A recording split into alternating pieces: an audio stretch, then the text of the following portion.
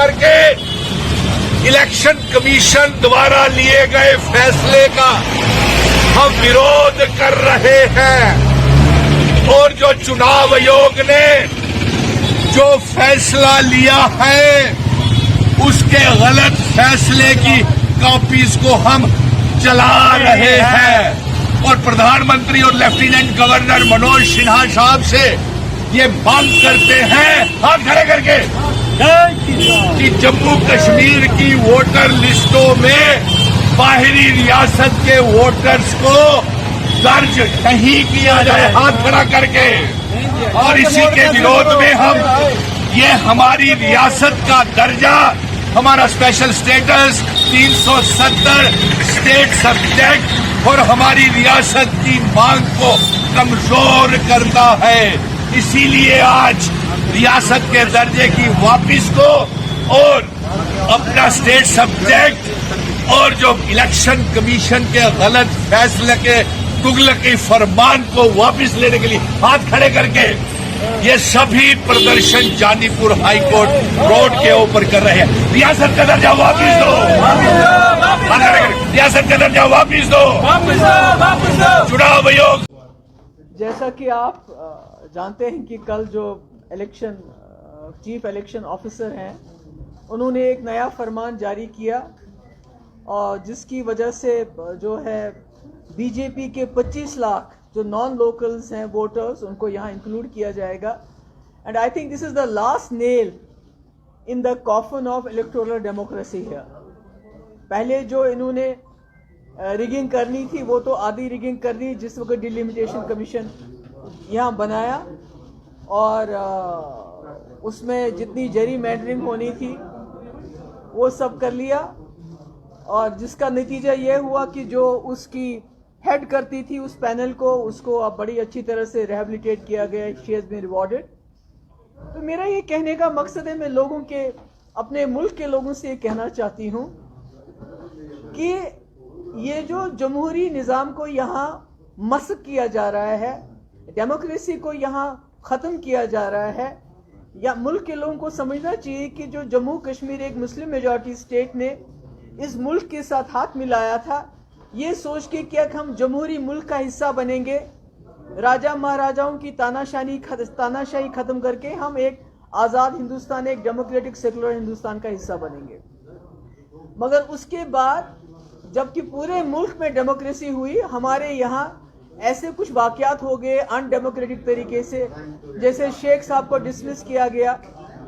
उसके बाद कई ऐसी चीज़ें की गई कि लोगों का इलेक्शन से यहाँ बिल्कुल भरोसा उठ गया, क्योंकि उसके बाद जितने भी इलेक्शन हो गए उसमें मेजॉरिटी ऑफ द इलेक्शंस में जो एक वन साइडेड होता था जिसके लोगों का भरोसा नहीं था। और 87 was the culmination of all the elections, frauds of elections, जिसकी वजह से यहाँ के लोगों ने जो बहुत ही अमन पसंद लोग हैं उन्होंने बंदूक उठाने पे मजबूर हो गए और आज तक हम उसका खिमियाजा भुगत रहे हैं। और शायद यही वजह है कि अटल बिहारी वाजपेयी साहब को रेड फोर्ट से ये ऐलान करना पड़ा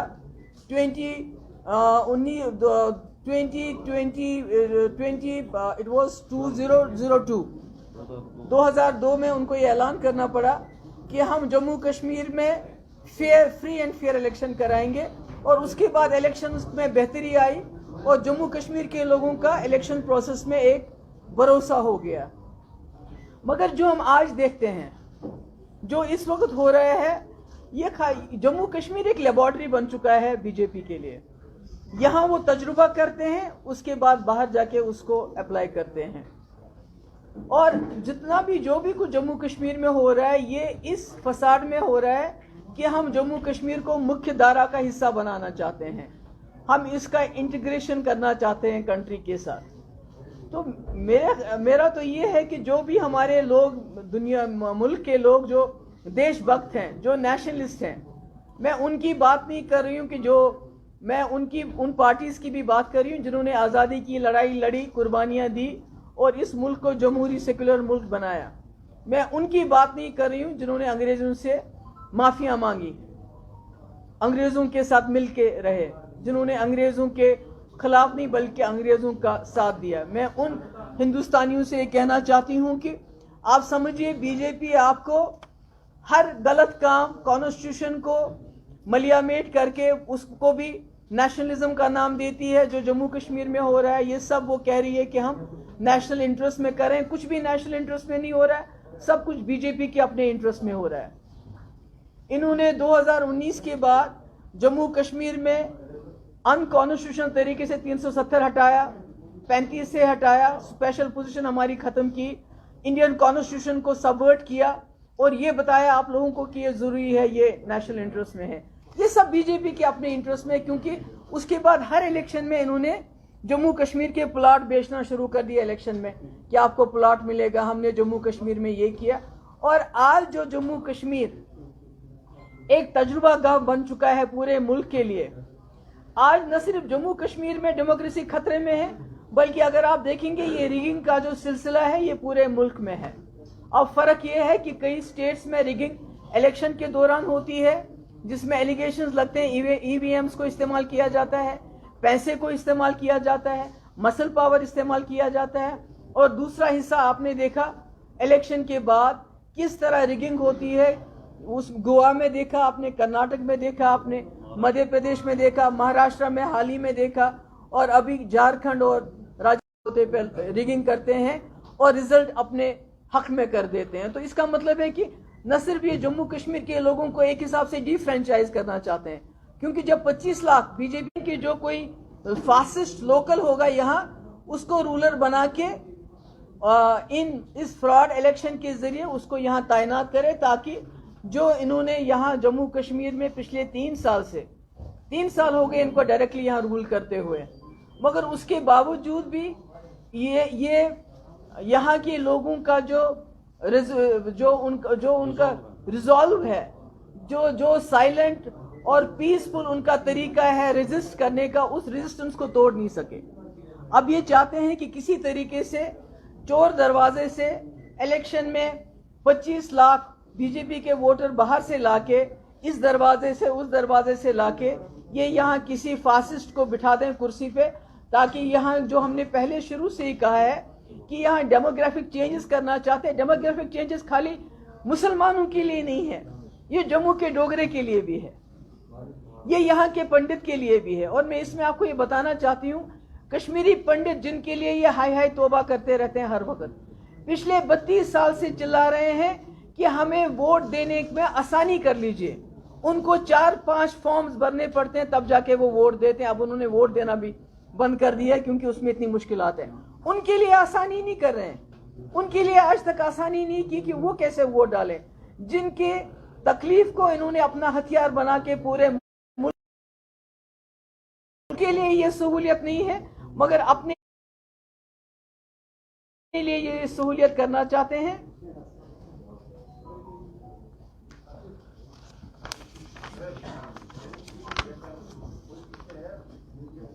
मुल्क को समझना चाहिए कि जो जम्मू कश्मीर की समस्या है उसी बलबूते पे और लोगों से वोट मांगेंगे, और इसके अलावा बीजेपी का कोई इरादा नहीं है।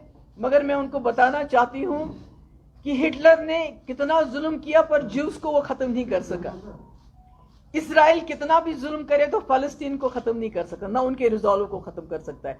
इसी तरह जब तक एक डोगरा, एक कश्मीरी, एक तरफ से वो डी रेडिकलाइजेशन पे सैकड़ों करोड़ रुपया खर्च करते हैं और दूसरी तरफ से वो हर हरकत वो ऐसी करते हैं जिससे यहाँ के नौजवान रेडिकलाइज हो सकते हैं, ज्यादा हो सकते हैं। क्योंकि पहले ही आपने 2019 में जो कांड किया उसके बाद आप वहां जाओगे। ये इनका तरीकेकार है जो ये लोगों को इस्तेमाल करते हैं अपने मकसद के लिए, और वो समझते हैं कि वो यहाँ की ग्राउंड रियलिटी चेंज करेंगे। ग्राउंड रियलिटी चेंज नहीं होगी। आपको जम्मू कश्मीर की समस्या का समाधान आज भी ढूंढना होगा, कल भी ढूंढना होगा। मगर मैं फिर से अपने मुल्क के लोगों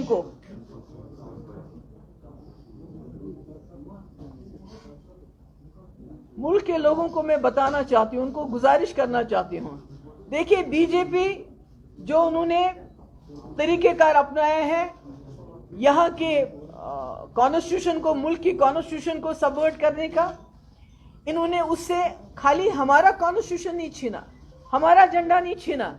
अगली बारी आपकी है 2019 के बाद 370 हमसे छीना, हमारा कॉन्स्टिट्यूशन छीना, हमारा झंडा छीना गैर आईनी तरीके से। अगर इनमें हिम्मत होती तो असेंबली के जरिए ये करना चाहिए था, मैं उसको लीगल मानती, मगर गैर आईनी तरीके से चोर दरवाजे की आने वाले वक्त में 2024 के इलेक्शन के बाद ये इस मुल्क का जो कॉन्स्टिट्यूशन है उसको भी खत्म करेंगे और जो मुल्क का झंडा है उसको भगवा झंडे में लहरा देंगे। और उस वक्त फिर आप सोचोगे कि ये क्या हो गया। ये इस मुल्क को कोई और राष्ट्र नहीं, बीजेपी राष्ट्र बनाना चाहते हैं।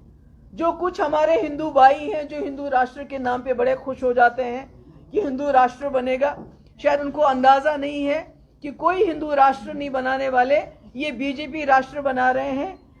इसीलिए ये हर जगह जो है असेंबलियां तोड़ तोड़ के, गवर्नमेंटें तोड़ तोड़ के अपनी गवर्नमेंट बनाती हैं। और जम्मू कश्मीर में जो इस वक्त कर रहे हैं वो भी उसी कड़ी का हिस्सा है।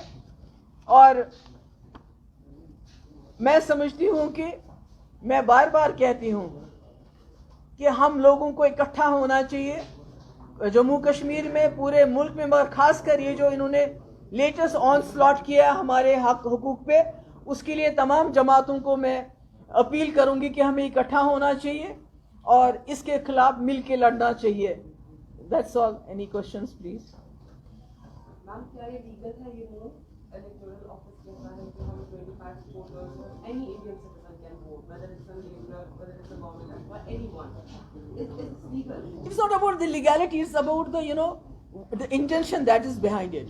इंटेंशन तो बिल्कुल साफ है। किसी भी स्टेट में ऐसा नहीं हुआ आज तक कि आपने 25 लाख 30 लाख 1 करोड़ 2 करोड़ वोटर बाहर से लाए हैं। यहाँ क्यों करना चाहते हैं? बिकॉज वो एक डेमोग्राफी, एक लोकल जो एलिमेंट है यहाँ, उसको चेंज करना चाहते हैं मुल्क में। वो कहते हैं हम इसलिए कर रहे हैं कि हम जम्मू कश्मीर को मुख्यधारा में मिलाना चाहते हैं। और जम्मू में जब लोग सवाल करते हैं उनको बोलते हैं हम कश्मीरियों को सीधा कर रहे हैं।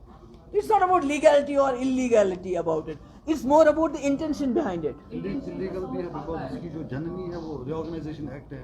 बिल्कुल, वो कर नहीं सकते थे जो उन्होंने 5 अगस्त को किया, this is in the supreme court. और अभी वो कुछ ऐसा नहीं कर सकते थे, डिलिमिटेशन नहीं कर सकते थे, but still they are not following any rules, they are not following any rules, whatever they are doing it is all unconstitutional. नहीं, मैंने अभी फारूक साहब से बात की। मैंने कहा चूंकि आप हमारे सबसे सीनियर लीडर हैं, प्लीज आप ऑल पार्टी मीटिंग कॉल करें, तमाम जमातों के जो रिप्रेजेंटेटिव्स हैं उनको बुलाएं, ताकि जिनके साथ हमारे इख्तिलाफात भी हैं, जिनके साथ हमारे डिफरेंसेस हैं, क्योंकि इस वक्त ये जम्मू कश्मीर के लोगों के वजूद की बात है, सर्वाइवल की बात है। मैंने उनसे बात की, मैंने उनसे रिक्वेस्ट की कि आप मीटिंग बुलाएं, वहां पर डिस्कस होगा कि हमारा फ्यूचर कोर्स ऑफ एक्शन क्या होना चाहिए इस चीज को रोकने के लिए। आपको नहीं लगा जिस तरीके से डेमोग्राफी को चेंज करने की कोशिश की जा रही है और टारगेट किलिंग्स भी जो पहले हो चुकी हैं काफी, तो इस तरीके से जो भारी वोटर्स हैं वो एक सॉफ्ट टारगेट बन सकते हैं फिर से? देखिए, अब ये इलेक्शन का मसला नहीं है। जो पार्टी इलेक्शन करती रहती थी उनके लिए भी एक सबक है।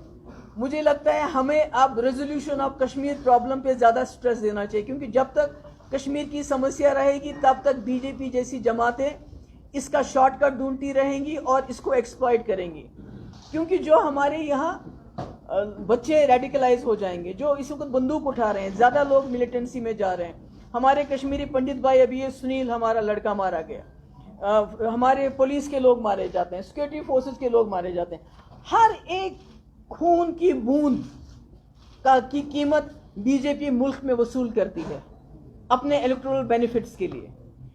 क्योंकि जब पुलवामा में हमारे कई लोग शहीद हो गए तो उसके बारे में पूरे मुल्क में उन्होंने चर्चा की, मगर जब चाइना ने हमारे 20 नौजवान मार दिए गए, उनको शहीद किया, तो उस वक्त कोई आवाज़ नहीं निकली, क्योंकि उससे उनको इलेक्टोरल बेनिफिट नहीं मिल सकता। इसलिए जो कश्मीरी पंडित्स की पेन है, जो उनकी किलिंग है, टारगेट किलिंग है, या हमारे सिक्योरिटी फोर्सेस मारे जाते हैं या कोई और मारा जाता है, उसको वो खून जो है वो बीजेपी के लिए आज वोटर के उसमें शक्ल में उसको मुआवजा मिलता है।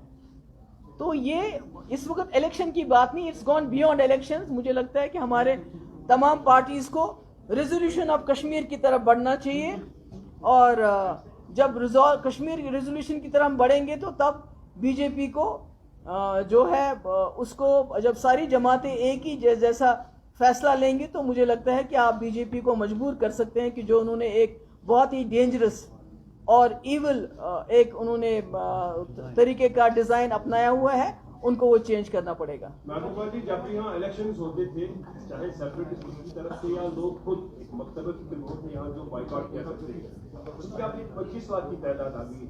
अब अगर इलेक्शंस होंगे, जो पहले से बाइकआउट करते थे, दोबारा उस पर और स्ट्रेस पड़ेगा।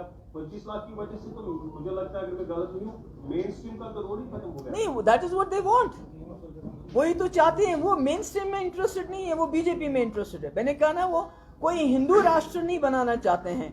वो इस मुल्क का कॉन्स्टिट्यूशन खत्म करके, इस मुल्क के झंडे को भगवा झंडे में तब्दील करके बीजेपी राष्ट्र बनाना चाहते हैं। What will be the next step of the main slipper? Because as you said that it was the last nail of it. हाँ, बिल्कुल किया उन्होंने। मैंने कहा, मैंने फारूक साहब से इल्तिजा की है कि वो ऑल पार्टी मीटिंग बुलाएं और उसमें हम डिस्कस करें कि हमारा फ्यूचर कोर्स ऑफ एक्शन क्या होना चाहिए।